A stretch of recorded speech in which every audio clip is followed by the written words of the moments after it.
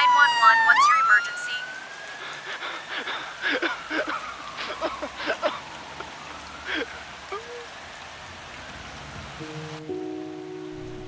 Our daughter ended her life at 24 due to depression. If someone is determined to end their life, how can one change their mind? Oh, well, first of all, I'm very sorry about that. That's a terrible thing. Look, I had this friend,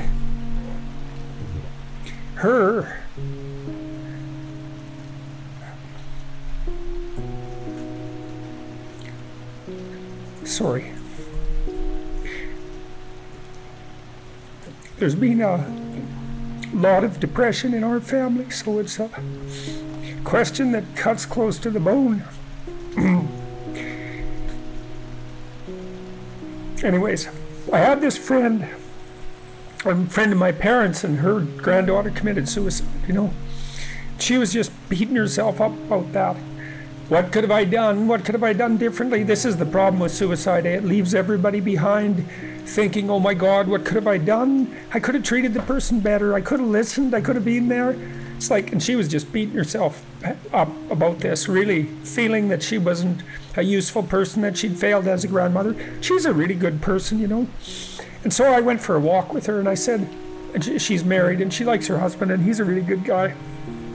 And I said, look, you're blaming yourself for your granddaughter's suicide.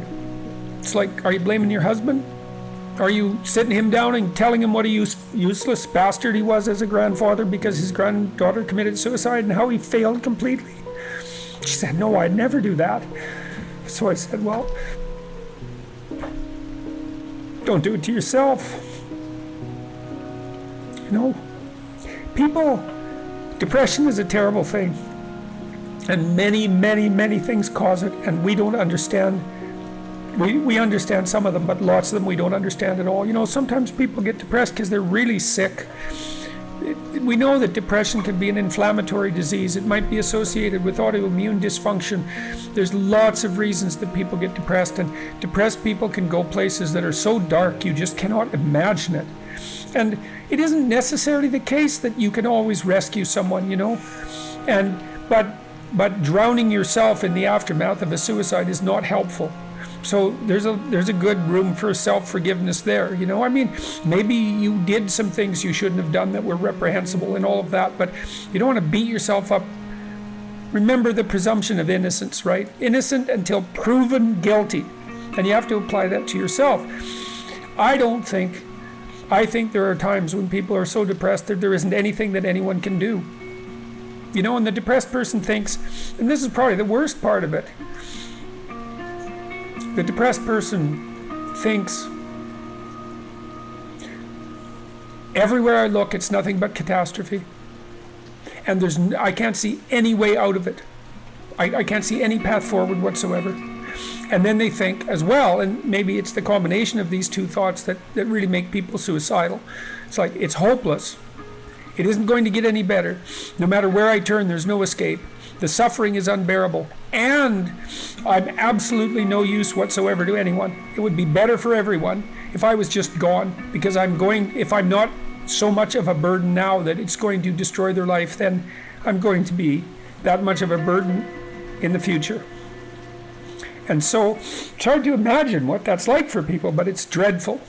And there's lots of ways you get there. And so you can listen to people, you can desperately encourage them to seek the help they need. You know, like I've seen antidepressants work miracles on very, very many people. Now, they don't work for everyone, and they're not a panacea, but, you know, they have side effects and all of that. But one of the side effects of untreated depression is that you kill yourself, and there is no recovery from that. And the probability is actually rather high. So you can go to war with them about antidepressants. If the person can't get out of their depression and they're suicidal, it's like, what do they have to lose? 1 month on antidepressants. They'll know. And again, it's like, there's no coming back from death. So, look, it isn't clear. You can't rescue everyone. People get sick and they die. And sometimes the way they die looks like it's depression. Depression is a multifaceted phenomenon. You can be there for them, you can listen, you can watch, you can intervene, you can try to understand, you can hold them accountable, you can do all of those things. But everyone has their own destiny, you know, and you're not omnipotent. And so sometimes a catastrophe occurs, like your daughter's, and then you should try to drag the least amount of misery forward that you can once you recover from your grief. Yeah.